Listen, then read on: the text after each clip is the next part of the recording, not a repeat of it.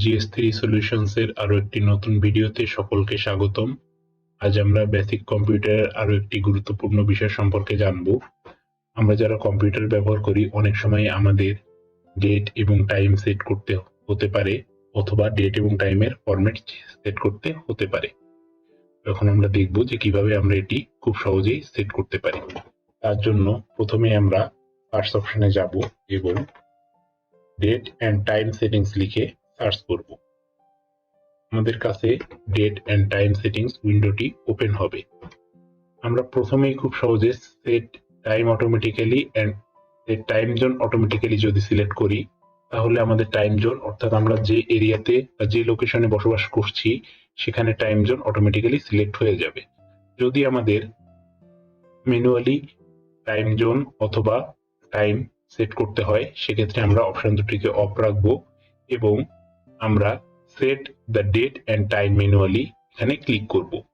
আমরা খুব সহজেই এখান থেকে ডেট এবং টাইম সেট করে নিতে পারি এবং টাইম জোনকেও আমরা ঠিক একইভাবে সেট করে নিতে পারি।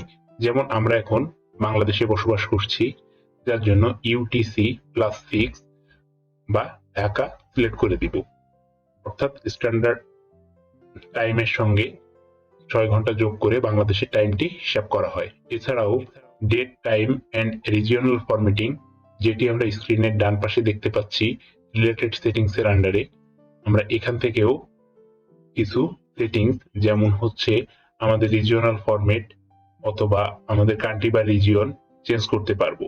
এছাড়াও চেঞ্জ ডেট ফরম্যাট অপশনটিতে গিয়ে আমরা কোন ফরম্যাটে ডেটটি দেখতে চাচ্ছি সেটি চেঞ্জ করতে পারবো। যেমন শর্ট ডেট বলতে এখন আমার স্ক্রিনের ডান পাশে নিচে ঘড়ির নিচেই যে ডেটটা দেখাচ্ছে সেখানে প্রথমে মাস, তারপর দিন এবং সবশেষে বছরটি দেখাচ্ছে। আমি এখান থেকে শর্ট ডেট যদি চেঞ্জ করে এমনটি করে দিই, তাহলে দেখা যাবে যে প্রথমে আমার ডেট, তারপরে মাস এবং তারপরে সাল দেখাচ্ছে। ঠিক একইভাবে লং ডেট, শর্ট টাইম বলতে যেমন দেখা যাচ্ছে এবং লং টাইম বলতে আমি যখন ঘড়ির উপর ক্লিক করব তখন যেমন ভাবে আমার টাইম এবং ডেটটি দেখাবে। দেখুন, শর্ট এবং লং টাইম আমরা একইভাবে চেঞ্জ করতে পারবো।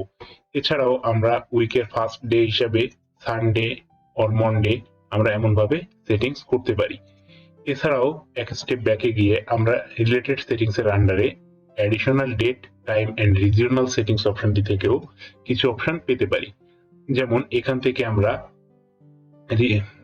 রিজিয়ন সেটিংস এর আন্ডারে গিয়ে এখান থেকে আমরা একইভাবে শর্ট ডেট, লং ডেট এগুলোকে চেঞ্জ করতে পারি এবং ডেট এন্ড টাইমের মধ্যে গিয়েও আমরা টাইম এবং ডেটকে আমাদের পছন্দ মতো বা আমাদের দরকার মতো সেট করে নিতে পারি।